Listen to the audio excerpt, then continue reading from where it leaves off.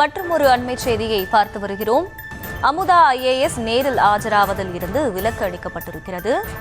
அண்மை செய்தியாக பார்த்து வருகிறோம். கலைமகள் சபாநிதி நிறுவனத்துக்கு சொந்தமான சொத்துக்களை அடையாளம் காணும் நடவடிக்கைகள் தொடர்பாக வழக்கு நடைபெற்று வந்த நிலையில் வருவாய்த்துறை செயலாளர் மேற்பார்வையில் நடைபெற வேண்டும் என சென்னை உயர்நீதிமன்றம் உத்தரவு பிறப்பித்திருக்கிறது.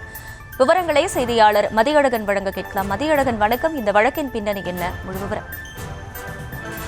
கலைமகள் சபா நிதி நிறுவனத்தில் முதலீடு செய்தவர்களுக்கு பணத்தை திருப்பி வழங்கும் வகையில் நிறுவனத்துக்கு சொந்தமான 3888 சொத்துக்களை அடையாளம் கண்டு அறிக்கை அளிக்க சென்னை, செங்கல்பட்டு உள்ளிட்ட 33 மாவட்ட ஆட்சியர்களுக்கு சென்னை உயர்நீதிமன்றம் உத்தரவிட்டிருந்தது.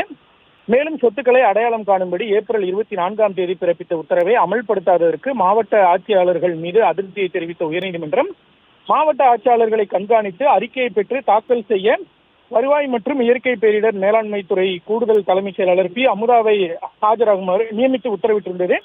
33 மாவட்ட ஆட்சியர்களின் அறிக்கையுடன் ஆஜராகும்படி அமுதா IASக்கு உத்தரவும் இட்டிருந்தது. இந்த நிலையில் இந்த வழக்கு மீண்டும் விசாரணைக்கு வந்த பொழுது தமிழக அரசின் கூடுதல் தலைமைச் செயலாளர் மற்றும் வருவாய்த்துறை செயலாளரான அமுதா நேரில் ஆஜராகி அறிக்கை ஒன்றை தாக்கல் செய்தார். அதில் கலைமகள் சபாவுக்கு சொந்தமான சொத்துக்களை அடையாளம் காண மாவட்ட ஆட்சியர்கள் விரிவான நடவடிக்கை மேற்கொள்ள உத்தரவிட்டுள்ளதாகவும் இது தொடர்பாக மாவட்ட ஆட்சியர்கள் 68 சிறப்பு சர்வேயர்களை நியமித்துள்ளதாக குறிப்பிட்டார்.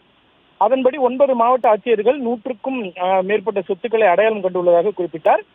இந்த வழக்கை விசாரித்த நீதிபதிகள் மீதமுள்ள 26 மாவட்டங்களை பொறுத்தவரையில் விரைவாக அறிக்கை தாக்கல் செய்ய வேண்டும் என உத்தரவிட்டுள்ளனர்.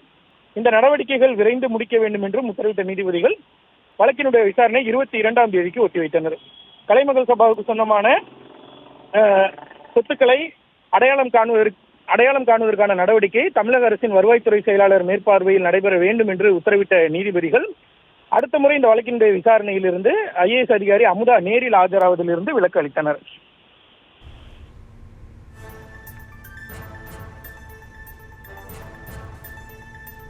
முழு விவரங்களுக்கு நன்றி மதியழகன்.